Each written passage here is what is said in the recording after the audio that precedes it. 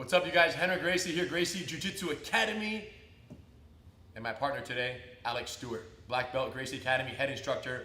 If you've been to the Gracie Academy for any period of time in the last however many years, you've seen Alex on the mat running the classes. He's amazing. Alex is the reason why Alex, along with Jordan and Brian and Alex and James and everybody and Chris Hebert and Chris Saunders and Jared and all the homies are the reason why we can travel around the world, do seminars, spend time on Gracie University, because these guys hold it down to the T in the Gracie Academy lessons, group and private lessons here at headquarters. Now, for those who don't know, Alex started his jiu-jitsu journey May 2005. Got his black belt December 2011, a little over 6.5 years, which officially makes Alex the fastest white to black belt student that we've ever had. Now, it was crazy that he didn't wait until he was a black belt to become an instructor. Somewhere around his blue belt era, I saw Alex training and I saw him interacting and I saw how he was with other students, and I pulled him to my office one day and I said, bro, what do you want to do with your life? Which was my nice way of saying, we need to make you an instructor, you know? And it was cool how I saw that early in you. And here he is today. So how did you feel when we had that talk that first day? Well, what I felt was I was scared. You know, I was scared, I was nervous, I thought it was a joke. I'm like, man, where's one of the cameras gonna come out? Like me, Alex, Stuart, you know, want to teach in the Gracie Academy. And then when I found out he was serious, I mean, Harry is always serious, right? I was like, of course. You know, I was at a job, I was behind the desk, you know, did I love it? No. Did I like it? No. Did I have to do it? I had to do it. So I made a decision, I quit, and I put my faith in them, and here I am today. Killing it on the highest level. And so that's an amazing journey. It's all good. Alex is here and he's running the show with us. But the reason I brought him on the mat today is because I want him to share with you guys some secrets. Because growing up, of course, training with me and Hidon full time, Alex got arm locked probably more than anybody in the entire building except for me. And because of by Hidon, and because of that, his arm lock defense got really sharp. You know, top arm lock escapes, amazing. And because the arm lock escapes got really sharp, when he finally turned it around and started attacking people's arms, his arm lock attacks got really sharp because he knew how they were supposed to escape. And if they failed to escape the way he knew they were supposed to, then they would get submitted. So because of that, Alex has devised an arm lock attack sequence that I wanted to share with you guys today that he's catching everyone in. Like literally, he's just taking numbers and just, you know, checking people off the list. And he's doing it very easily, very calmly, very technically. And before he ends up catching me in this arm lock, I want to learn it to the full detail. And I want to understand the true intricacies. So I was like, yo, Alex, how about we do a YouTube video and we share all your secrets? And he was like, for real, let's do it. So here I am. You know, we're sharing with the world, but really, I want to understand it so that not only I can not get caught, but also, you know, one day I might be able to catch one of you guys with it. So Alex, show them how it started with that first variation, and then branch up to the knee and belly one. Okay, so it all started from the side mount. I like going for the arm, so when people started knowing that I like to go for arm locks, they started defending. Their hands are tucked in. Their hands are tucked in, but their elbows are facing up. So one day I just did a reverse cross chest right here, and I felt the elbow open right here, and I said, let me just spring for it. Let me just be creative. Let me just do something that's never been done, in my opinion, that I haven't seen before. So I just posted up, and just swung the leg over, caught the elbow, and then laced it up. And then from here, I brought the leg through, and boom, it was all over from there. And just as how I was surprised, the bottom person was just like, right. Like, it's not a normal arm lock entry angle. It's not exactly. Yeah, it's a weird step in from the reverse cross chest here. So his arms are tucked in. Doesn't matter which grip he has on his chest. As long as the elbows are exposed, I'm going to get his arm. So reverse cross chest, it could be over the elbow, cupping something, holding the knee. Now, of course, you have to be aware of your base, leg posted out. You're here, you're ready for anything. So once I've kind of calmed the beast down right here, look, 1, 2, 3, right here. Once I have the elbow, it's mine. I lace it. Whichever grip you want to use right here, bring the leg through, and now we're here, okay? So you have to have some base points, some pivot points, of course, just like anything. So reverse cross chest, here. Post, grip, post. I lift everything up, right here. I lift everything up, and then I transfer my weight to the hand over his head, let go of the knee, and just land literally my thigh on his head. And look at my hands already ready to cup. Cup, land, and then scoop it up right here. Scoop it up. Then I lace it. From the scoop, it creates a little space right here so my hand can lace through it. You can grab the lapel, you can grab anything, double wrist grab, doesn't matter. Then bring the leg through, and we're here. So you might say, there's a lot of space that's happening right there. And there is. But that space that you're creating is going to be filled up very fast. 1, 2, and boom, you literally land. And if we land and the elbow goes to the ground, it's going to happen a few times. my hand is still gonna be under the elbow, not trying to pick it up, but just waiting for the space to be created.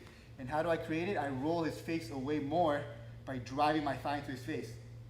If I could grab an inch, I'm gonna take a whole mile right here. The mile is the arm. Lace, retract, then you shoot. Yeah, face turning detail is dope. From this angle here, so they can see. So you're already in the position. You're here, arms are tucked in, sit through. The hand right here, it's better to put it over the head because you're gonna be leaning over the head anyway. So it's one, land, scoop it. That's what we want. With the elbows in the ground. My hand is underneath, not underneath, but close to the elbow. And look, I'm gonna lift my hips up and drive his face away, right here. And his shoulders lift up. And if his shoulders can lift up, the elbow is light or off the ground. And I'm just gonna cup it, then my thigh is just gonna scrape it up. Just scrape, and then a lace. Retract, shoot, now we're here. So tell us what started going wrong when guys started learning this move and how they messed you up. So I've done this a few times, just like anything. People got used to it. So when I would do it, they were waiting for it. So when I put the leg over, they would just toss it off like that. Go on my guard, or I may regain on top position right here. So I need to be a little bit more creative. So I jumped beyond the belly, started attacking, and then all of a sudden I just switched it right here. When I switched it, I saw it. I saw the elbow. I just leaned, stepped over again. Same exact thing, different entry. So the most important part about this knee on the belly entry is that my knee wants to be in between his shoulder and his wrist. That little pocket right there. Yeah, it's dope. Right there. So it's gonna protect it so when my leg steps over, it's not gonna be as easy to throw me off. Well, if you just think about it, the path from here to here does not allow my hand to get inside. You're already onto north of my hand. Whereas if your leg is cross chest, reverse cross chest down there, and you start to step over, my hand is north, I can catch it on the way up. But by his knee being on top, go like up, here, when he switches, his knee goes in the hole, now he puts his hand down. This leg, I can't even catch it because it goes over direct. Look, it's just going straight over my head. That's dope. Now I understand fully. Cool, do it a couple more times. Details, details, details, and then you unbelly. 1, 2. Now if they're really tight, those guys that are very limber, they go up to here, you can just grab the wrist and just push it down. Pull it down, I should say. 1, place it, and then block it or chalk it right there. Nice. Same exact thing. You are going to feel off balance when you're doing this transition, but you need that off balanceness to get to that final position. So Nice. 1, another 2, 3, just on the ground, have the hand ready, lean forward, chalk it, and That's my favorite part, is how you're using the knee to lift the elbow. You're not pulling with your arm strength. You're lifting it this much, and then your knee does that whole walking up process. right here, the elbow's on the ground. Because even if I rock his face this way, and I try to use my arm strength, my bicep strength right here, he has more back strength than my arm. But as soon as I lift it up, look at my thighs, he just goes underneath it. And just with this alone, my toes do this. So with my toes and my arm trying to pick it up, it's pretty much almost impossible to resist that right there. Perfect. And now you end up in this final position, and they try to lock it up. Right? Of course, nobody wants their arm to get, so even once you catch the arm, leg over, boom, you end up here, and guys are holding on for dear life. So the most common that I found grip that people use a lot is the S grip. S grip. Because a lot of people, once you land in my position, they're so hungry for the arm that they just want to pull, right? So the S grip is good. It's a good grip to resist the pull, right? So I started looking right here. Like, man, if there's a grip, it's a clip. If there's a grip, it's a clip. So I started looking at it, like, man, how can I do this without using muscle versus muscle? So I just looked at it, I switched it, I saw the clip, looked at it, unclipped it, untied it, and then I took it. So look, right here. There's a clip. Of course, my base has to be on point. My base is everything.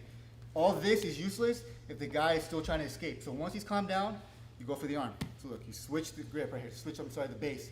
1. Go for the thumb right here, the thumb. And I'm not gonna just peel it. Again, I don't wanna use strength versus strength. I wanna do it with the least amount of effort. So look, I leaned forward, I unclipped it. And I wanna clip it one more time by rotating the wrist. Now look, if I just pull it this way, it's gonna run into the hand again. So unclip it, untie it, and then look, redirect it. There's the hands, just redirect. I'm still hugging, look at my hand, it slides up to the wrist, then you have the arm. Easy as that. Now, I put it to the test you know, not to test against someone bigger, but someone smaller, a little bit weaker, strength-wise. So I go with little kids here and there, and I say, hold on, hold on, hold on, hold on. And I don't want to use strength, because I could outstrength them, right? I'll muscle them. So I'm like, okay, hold on tight. So I literally just went like this, like that. I was like, man, if I could do this to a kid without trying, let me see if I could do it to a 200-pounder with a bunch of muscles right there, right? So again, I caught the arm like I always do, and I started testing, started pulling it to make sure this was tight. So then I switched it, leaned forward, and I just unclipped it. And the guy was in such a disbelief that he said, let's do it again. I'm like, all right, so I started doing this, and he just went, click. As easy as that. Yeah, and what's making it so remarkable is that my grips want to stay at this, I want him to pull. This grip is not designed to be pushed into. So when his chest does that and he leans into it, with Alex's body leaning forward and his crossed legs holding my triceps up over here, those two together plus opening the bottom hand is what does it. I feel like this is happening in my grip. It's very weak. So what's gonna mess you up right here is if you're able to cross your feet with an arm lock, do it. The north leg, which is his head, is gonna be inside, under the shoulder, and then you're securing it. So you're lacing and you're locking it. Look what happens to this pull. It's a lot weaker, right? Now, what's gonna mess up, if you are able to this and you're not doing it, you're gonna do this. If I lean forward, look, he's gonna accommodate that by pulling it even more. Now, of course, there's other techniques that you can learn. You put the heel here and pull. But remember what I said. I wanna do something with using the least amount of effort, least amount of strength, right? So having a good, feet crossed right here, but just by doing this, it gets weaker. So unclip the grip. S grip is gonna be unclipped. Unclip it, redirect it, then you finish it right there. Dope. And then the last one, which is so common, is this bicep lockdown, where they grab it inside the thigh. Now this, this is a lock. Now I'm big on like words, how I remember things, right? So there's a lock, there's a way to unlock it. Like there's a knot, you can untie it. If there's a grip, you could unclip it, right? So we should know this. If we haven't, we're gonna learn it right now. If you know it, review it. It's like, Rener is already looking at my hand, right here. Now there's a technique, don't do anything please, that I could go over here, shove it down, pick it up, and go like this. So when Rener and Hidon would catch me in the arm lock, I will look at their hand. So every time the hand came off the mat, it was to grab my wrist. So when I saw that, right there, I would either hold on tighter or sort of follow the thigh, follow my thigh right here, to get up.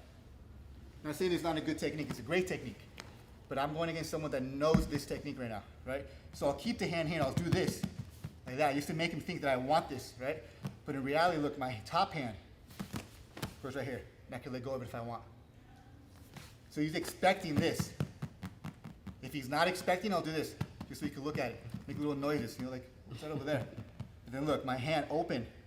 If you have the lapel, let go of it. If you have it on the thigh, let go of it.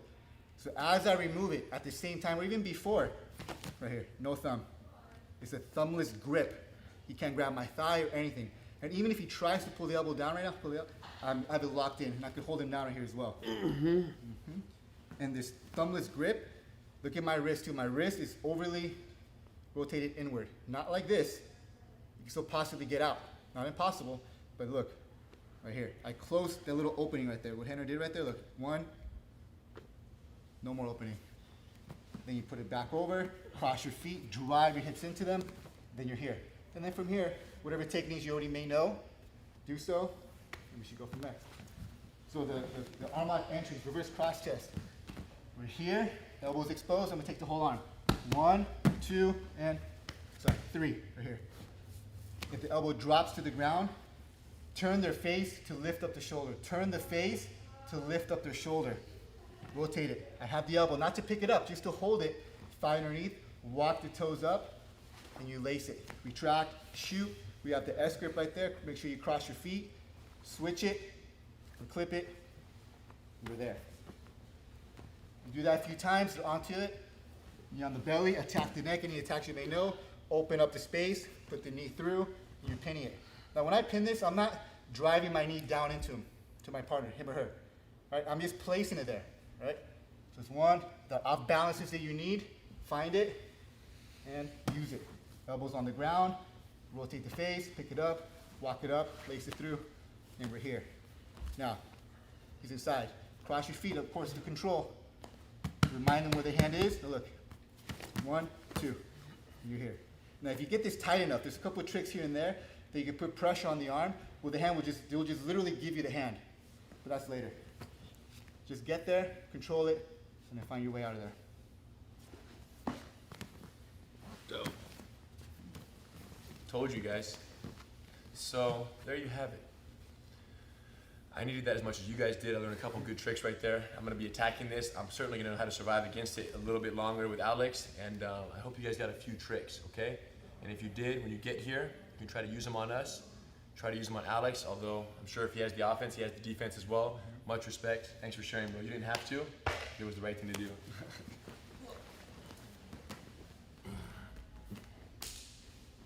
Let me see if I know this grip.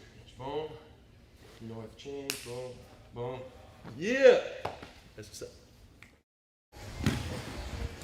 Here's the new one. Look. Hold on tight, bro. Hold on tight. Okay. Don't let me get the arm. Don't let me get the arm. Oh. That's awesome. Grab your lapel again. Grab your lapel. That's my hand. You saw it first before Rener.